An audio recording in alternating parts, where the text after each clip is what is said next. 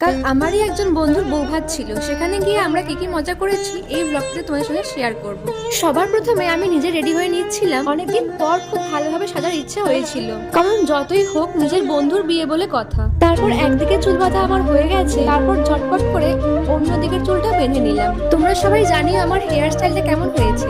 তারপর আস্তে আস্তে নিজের মেকআপটাও করে নিলাম। এই দেখো কালকে বিয়ে বাড়ির আমার ফুল লুকটা কেমন লাগছিল আমাকে অবশ্যই কমেন্ট করে জানিও। যেহেতু বাইরে এখন খুবই ঠান্ডা পড়ে গেছে, তাই এখন স্টাইল না মেরে চাদর মুড়ি দিয়ে চললাম। আমি কিছুদিন আগেই জ্বর থেকে উঠেছি, আবার এই ঠান্ডা লেগে জ্বরে পড়তে চাই না, তাই যা হোক করে চাদর চাপা দিয়েই চলে গেলাম বিয়ে বাড়িতে। আজকে বিয়ে বাড়িতে আমার পুরো স্কুলের গ্রুপটাই আসছে। তো সবাই এসে যাওয়ার পরে আমরা চলে গেলাম বিয়ে বাড়ির মধ্যে। আমরা সব বন্ধুরা মিলে ওকে একটা খুবই বড় গিফট দিচ্ছিলাম, তাই কে ধরবে বুঝতে না পেরে সবাই একসঙ্গে নিয়ে যাচ্ছিলাম। তারপর সবাই মিলে চলে গেলাম বউকে দেখতে। ও তো আমাদের সবাইকে একসঙ্গে দেখে ভীষণই খুশি হয়েছিল, আর ওকে দেখতেও লাগছিল খুবই সুন্দর। এই যে এখানে পামেলা এসে আগে খেতে শুরু করে দিয়েছে। তারপর বর বউয়ের সঙ্গে সবাই একসঙ্গে ফটোশুট করলাম। সত্যি আমরা সবাই অনেকদিন পরে আবার একসঙ্গে হয়েছি। এদের তো আর ফটো তোলার শেষই হচ্ছিল না, আমাকে খাবার না খেতে দিয়ে ফটোগ্রাফারই বানিয়ে দিয়েছিল। যাই হোক, তারপর অনেক কষ্টে চলে গেলাম খেতে। ফুচকার পকোড়া খেয়ে আবার শুরু হয়ে গেল এদের ফটো তোলা। সত্যি স্কুল শেষ হয়ে যাওয়ার পরে অনেকদিন পরে এদের সঙ্গে দেখা হলো। সবাই এখন এতই ব্যস্ত থাকে যে দেখা করার আর সত্যিই সময় হয় না কারণ। সবাই একসঙ্গে ছবি তোলার জন্য এমন করছিল, নিজেকে সেলিব্রিটি মনে হচ্ছিল।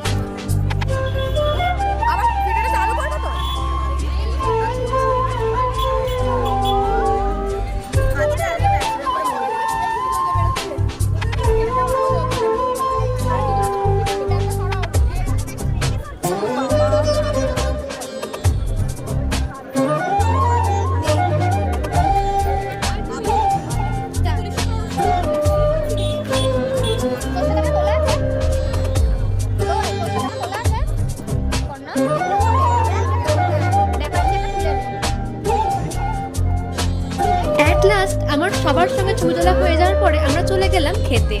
ঠিক এইভাবেই আমরা স্কুলের টিফিন টাইমেও মজা করতাম একসঙ্গে খেতে বসে।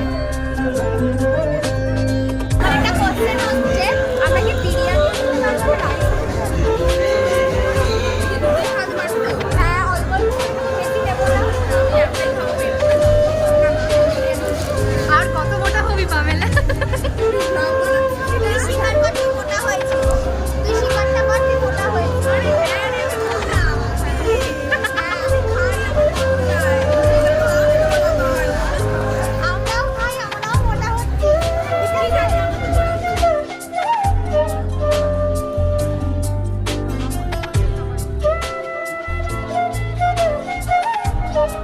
খাওয়া সেরে আবার চলে গেলাম বউয়ের কাছে, কারণ তখন আমাদের সকলেরই যাওয়ার সময় এসে গেছিল।